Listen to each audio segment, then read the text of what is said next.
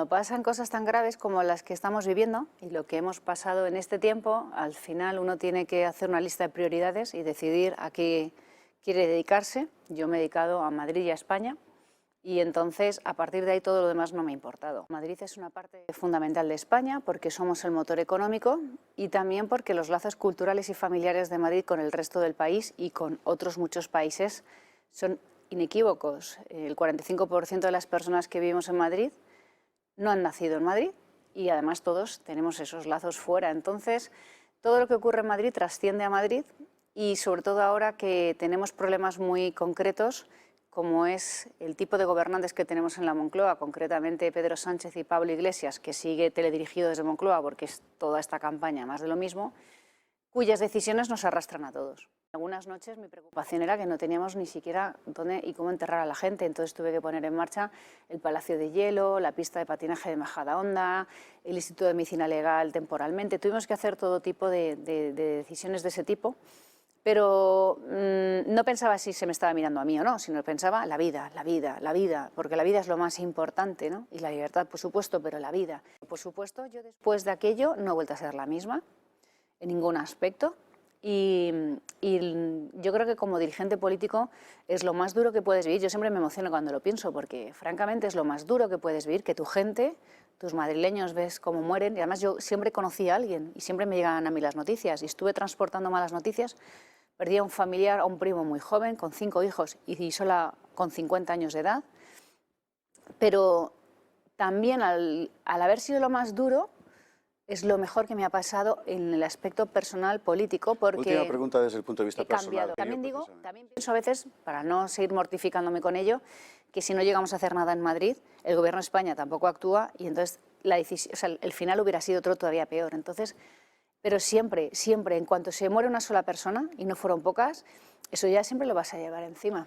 Por eso yo no hablo de los muertos con esa ligereza con la que lo hacen otros. Pero la gente en Madrid no es idiota y sabe lo que ha pasado, lo que hemos vivido y saben que, por ejemplo, nosotros podíamos haber pasado de fases en la primera ola mucho antes y, sin embargo, por no dejar atrás a sus socios independentistas, cuya situación estaba mucho peor en Barcelona, en Cataluña en general, nos perjudicaron a nosotros creando todavía mucho más desempleo en Madrid.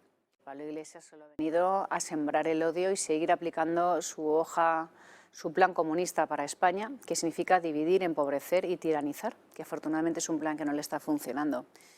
Hay residencias que sí están medicalizadas. El modelo sociosanitario en Madrid lo que tiene es una relación directa con centros de salud y con hospitales, porque nosotros, a diferencia de otras comunidades autónomas, los tenemos mucho más cerca. Todos los madrileños tienen como muy lejos un hospital a 30 minutos y tenemos más de 400 centros de salud por toda la región. Entonces, lo que hay es o algunas medicalizadas o una relación directa con esos centros de salud. ¿Qué tenemos que hacer a partir de ahora? Bueno, ya no es solo por esto del COVID, que el COVID ya ha pasado, hemos aplicado una serie de protocolos, hemos vacunado a los mayores, al personal sanitario y al personal de las residencias en general, y que ya han hecho que hoy las residencias sean lugares seguros. Lo que tenemos que hacer es aprender, porque en el futuro puede venir otro virus, pueden ser otros que a lo mejor en las siguientes etapas atacan al riñón y puede ser un problema de no tener diálisis. A ver, ante un tsunami como el vivido, es muy complicado hacer algo a priori y por eso ha devastado al planeta este virus. No le podemos decir a la sociedad madrileña que la muerte de su padre o de su madre se podía haber evitado porque el 70% de los ancianos fallecieron en los hospitales. No ir a un hospital no significaba estar abandonado. En muchas ocasiones los mayores en su residencia, sin marearlos, sin despistarlos y atendiéndoles allí, era lo mejor que se podía hacer por ellos. Ahora bien, siempre se habla de un borrador, de un protocolo que se filtró a los medios, que parece que da la orden política de no trasladarles y dejarles morir, y eso no es cierto. Eso no es cierto. En Madrid cada geriatra y cada sanitario peleó por todos, y tanto es así que más de 12.000 y pico pasaron a las UCIs. Lo que pasa es que también no todos los mayores pueden ir a las UCIs. En definitiva, estamos cogiendo 15 días de tsunami y ampliándolo con lupa y viéndolo con los ojos del presente. Pero hay que estar ahí, en esas noches y en esas situaciones, para entender que, claro que se hizo mucho, y que en Madrid se ha peleado por cada vida. En Madrid lo que hicimos fue también pelear por la libertad. No nos quedamos de brazos cruzados tomando las decisiones de los cierres masivos, provocando todavía muchísimo más desempleo y miseria, porque una persona que con 45, 50, 60, 65 pierde su negocio, su bar, su restaurante o su tienda después de toda una vida, y con deudas contraídas con personal que tienes a tu cargo, etcétera, cuando eso sucede, a esas personas les destrozas la vida. Además que el estado de ánimo es importante. La gente mayor tiene y necesita bajar a la calle, tomarse un café con un vecino, con un familiar. La gente necesita ir a un cine, a un museo, tomar algo. Simplemente es también cultural, ¿no? Y además es económico. Y no hay que enfrentar salud y economía porque en muchos casos es lo mismo. Entonces nosotros lo que hicimos fue optar por convertir los lugares públicos en lugares seguros. Y en lugar de tomar esas decisiones, a mi juicio, tan impositivas y tan poderosas de te cierro todo y ya te daré una ayuda y una subvención, dijimos no, la gente quiere salir adelante en Madrid, la gente ha de pelear, somos el motor económico de España, no podemos parar. Gracias a que no hemos cerrado muchas empresas en Madrid, esos empresarios que tienen también empresas en otras comunidades han podido salir adelante y vamos a ir contra el virus. Porque yo no estoy a favor de los toques de queda. Yo lo que sí que estaba a favor era de buscar unas restricciones determinadas. Porque, por ejemplo, una discoteca ahora mismo es un lugar que no es seguro. Pues lo que vamos a hacer es seguir con ello, como digo, pero con la situación siguiente, y es, decae el estado de alarma, y entonces a todo el mundo se va a poder, no puedes restringir libertades fundamentales. Entonces todo el mundo se va a poder ir a los domicilios. Pues habrá que estudiar la posibilidad de dar alternativas para que no haya reuniones en las casas, para seguir haciendo una vida semiabierta, que es lo que hemos defendido en Madrid y que al final las cifras nos están acompañando. Y la política fiscal que mejor ha funcionado en España es sin duda la que hemos aplicado nosotros y es sobre la que quieren arremeter. Tanto es así que el éxodo de empresas de otras comunidades a Madrid es más que evidente y en lugar de bajar ellos los impuestos pretenden subírnoslos a nosotros. ¿Qué vamos a hacer ahora? Pues dentro de nuestra autonomía vamos a seguir ampliando el impuesto de donaciones y sucesiones entre tíos y entre tíos sobrinos y entre hermanos. Vamos a llevar a la Asamblea una ley para seguir protegiendo nuestra autonomía fiscal. Vamos a aplicar una ley de mercado abierto para que todos los empresarios en España puedan operar en Madrid con las mismas licencias y no meterles en marañas burocráticas. Hemos abierto una línea contra la hiperregulación para eliminar todos los trámites que se demuestren obsoletos.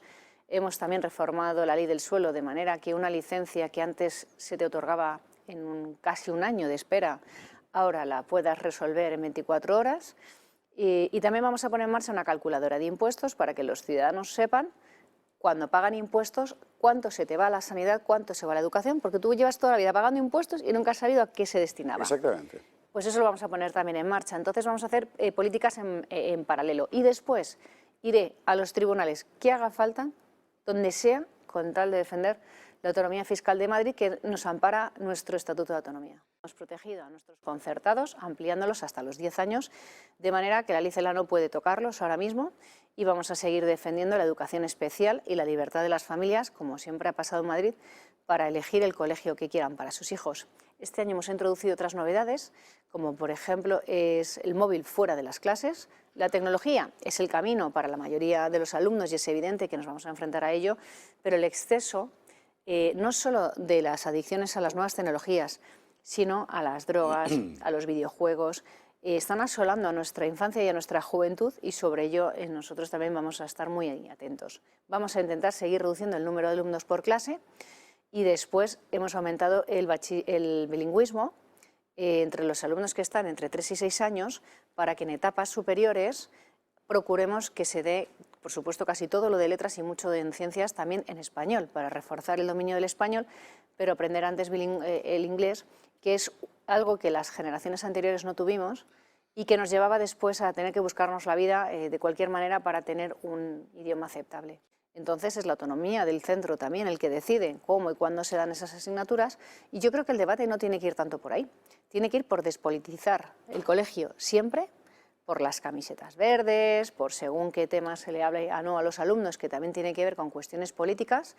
Y luego también lo que tenemos que volver a recordar es que hay que volver a las esencias de la escuela tradicional. Y las esencias de la escuela tradicional también se basaban en la autoridad del profesor y el respeto a la relación directa que hay entre un profesor y un alumno. Porque si no, una madre del PP y un padre de Podemos puede estar todo el día inmiscuyéndose en las clases y deslegitimando lo que el profesor les da. Por tanto, los padres tienen que decidir y con toda la información qué se le da a cada uno de sus hijos, algo que existe ya, y colegio donde no quieras estar, por supuesto que lo puedas cambiar. Pero yo voy a defender que los alumnos tienen que ir al colegio, a aprender matemáticas, historia, sobre todo a formarles, a instruirles y no a adoctrinarlos. Yo siempre he defendido la vida, yo estoy a favor de respetar, como he hecho más durante mi campaña, mi precampaña, respetar aquellas asociaciones que ayudan y que amparan a aquellas mujeres que siempre quieren salir adelante con sus hijos y que son excluidas, maltratadas, etcétera. Pero llegado a una realidad como la que hoy tenemos en España, yo sí que defiendo que tiene que haber una política donde el aborto sea sobre todo seguro y poco frecuente. Y sobre todo es donde hay que poner el acento, porque no vamos a evitar que la gente aborte, y además personas de toda ideología y de toda condición, lo que tiene que ser es muy poco frecuente. Tienen que tener todas las mujeres la libertad y el amparo para decidir seguir adelante con sus hijos y nunca venderles que eso es libertad, que precisamente deshacerte de ellos es libertad, que eso es lo que está pasando y que está siendo un acoso constante contra la mujer. Y es realmente eso sí que es, a mi juicio, una absoluta tiranía, porque después tú en el futuro podrás tener otros hijos, pero nunca tendrás ese. Y yo no he conocido a una mujer que se haya alegrado de abortar y, sin embargo, no he conocido a ninguna mujer que se arrepienta de sus hijos. Bueno, es que lo de los cordones sanitarios me parece de broma, teniendo enfrente a personas que pactan con el entorno de ETA, que están deseando indultar a golpistas catalanes, que hablan de guillotinas, que destrozan comercios, que son violencia pura, que nacieron en el chavismo. Y, por tanto, yo creo que el mejor cordón sanitario que nos podemos dar todos es echar a Podemos de las instituciones y mandar al Partido Socialista a los mínimos históricos más importantes, para que, ahora que el presidente del Gobierno se ha inmiscuido en la campaña en Madrid con los fondos y con el dinero y el poder del Estado que pagan todos, mandarle a su casa. Cuanto peor le vaya a Sánchez en esta campaña, más libertad va a haber en España y, desde luego, el modelo de sociedad que nos hemos dado todos en Madrid va a estar más asegurado. Desde luego, Madrid va a acabar con Sánchez porque la sociedad madrileña, que somos españoles de todos los rincones de España, estamos hartos de estar soportando ese poder totalitario desde Moncloa y esa hipocresía de dirigentes cada vez más ricos hacia ciudadanos cada vez más empobrecidos. Es un proyecto que no cala en Madrid porque la sociedad madrileña es próspera, es alegre, es abierta, quiere vivir con seguridad, quiere vivir con convivencia.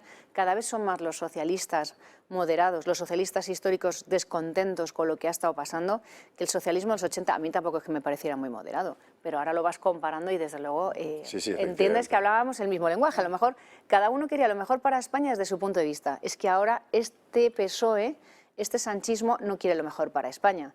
Tienen una ruta calculada para desmembrar nuestro país, para acabar con nuestras tradiciones, con nuestro pasado, para controlar el futuro. No ponen soluciones al paro galopante que tienen, por ejemplo, los españoles. Ranking en la cabeza al 40% de hoy jóvenes no tienen una oportunidad. No han dado una sola solución para los mayores, para las familias, no digamos para las mujeres. Y, por tanto, ese proyecto fallido que está en la Moncloa, viviendo por encima del bien y del mal, utilizando el BOE para arremeter contra sus adversarios políticos, la televisión pública, retorciendo el CIS, esa forma de tomarnos el pelo a todos con nuestro dinero y con esa opulencia, se cae. Y entonces Madrid va a ser la primera de sus pesadillas, porque a partir de ahí va a venir el cambio en España y afortunadamente ha empezado este 4 de mayo.